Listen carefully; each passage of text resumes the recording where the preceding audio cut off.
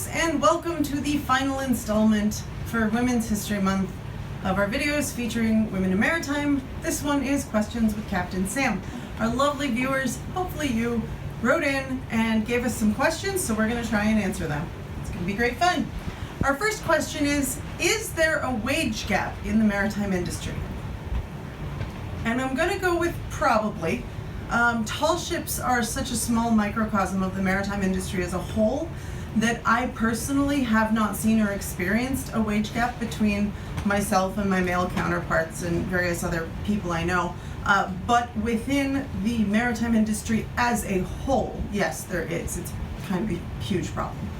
Our next question has to do with women and their bodies, so if that offends you, you might want to tune out for the next 30 seconds or so. Someone asked us, how do you deal with having your period on a boat? And the answer is the same way you would on land. You take a lot of Advil and eat a lot of chocolate. Generally on a boat, I find it to be more comfortable to use things like tampons or the little cup things. Friends that I know have gone on various birth controls that make you have fewer periods, which seems ideal. But basically it's the same as you would at home. You don't always have the luxury of showering every single day. Can you have a family and work on tall ships? The answer is yes. Last week, or perhaps the week before, we featured Captain Tiff Crewan. She has a delightful child who spent most of her growing up days on the Dennis Sullivan. I know a number of other people who do have families. It is hard.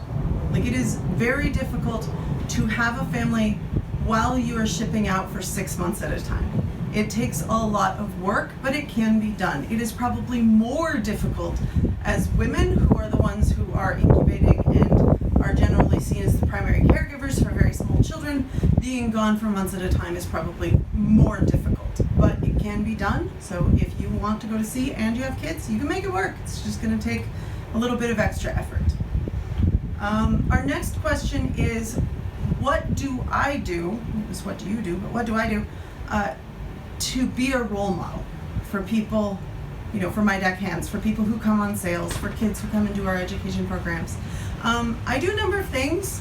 I encourage kids to speak up, to sort of find their voice. It works particularly well when you have kids for a period of days where you can really coax and encourage them.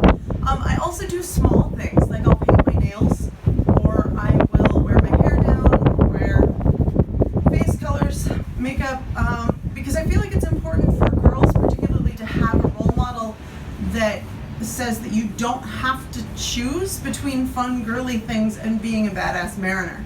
So I like to, walk where I talk, sort of a thing, and set a little bit of an example that you can do both things.